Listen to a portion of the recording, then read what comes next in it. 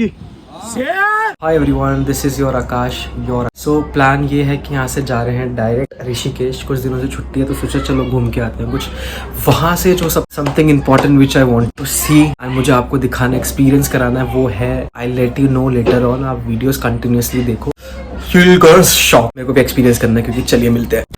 घर से निकलने के बाद ये तो होना ही था, भैया अपनी स्टोरी सुनाने लग गए। मैं भी क्या करता, मैं भी जी भैया जी भैया जी भैया। अब कुछ ही टाइम था कि मैं कश्मीरी गेट पहुंचने वाला था।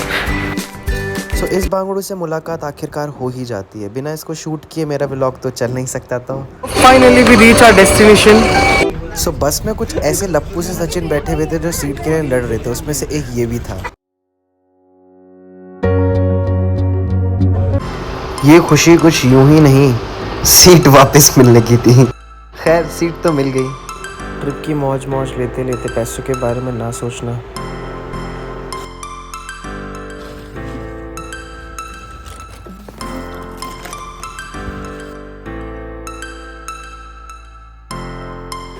उतरने के बाद एक ही द्वार खुले हुए थे जो हमारे थे, वो जो थे गुरुद्वारे।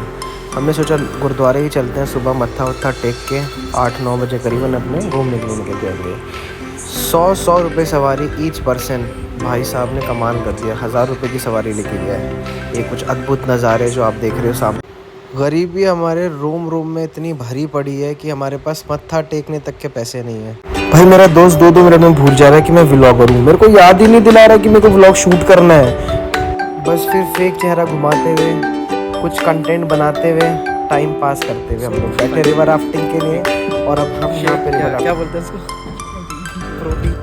ऋषिकेश आए और राफ्टिंग ना करना सबसे बड़ी बेवकूफ़ी हुई कि हम निकल चुके थे राफ्टिंग के लिए। फेयर कंपेरेबल करके हमने बुक कर ली 500 रुपये की 16 किलोमीटर वाली सवारी। आप भी कमेंट करके बताइए सीज़न आपके कितने पैसे लगे राफ्टिंग के लिए। ये बाबा ऐसी छोटा मोटा जाना माना पहचाना इंसान नहीं है। ये है हमारे असिस्टेंट गाइड।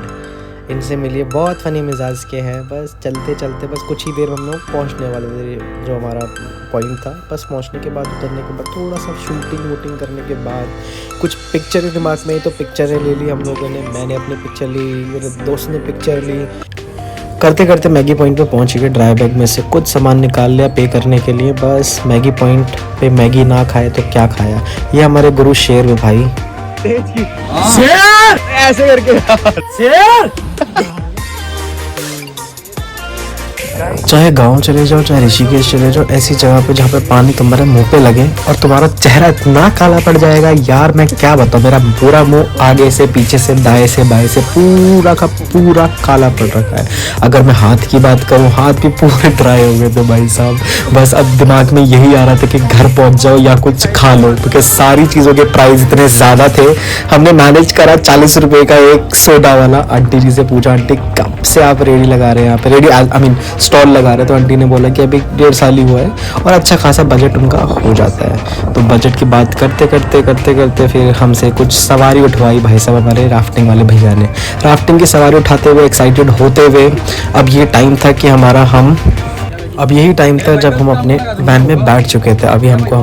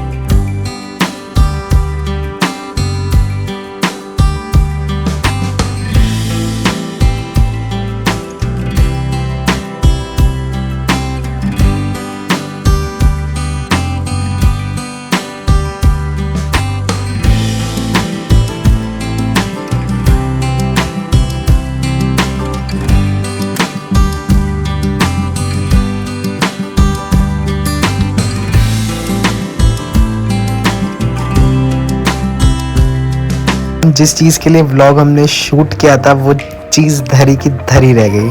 हमको वहाँ से ऑल ऑफ सडन दिल्ली के लिए निकलना पड़ा।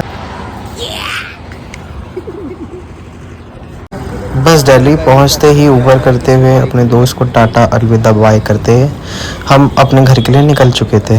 Thank you for watching, please stay tune for more.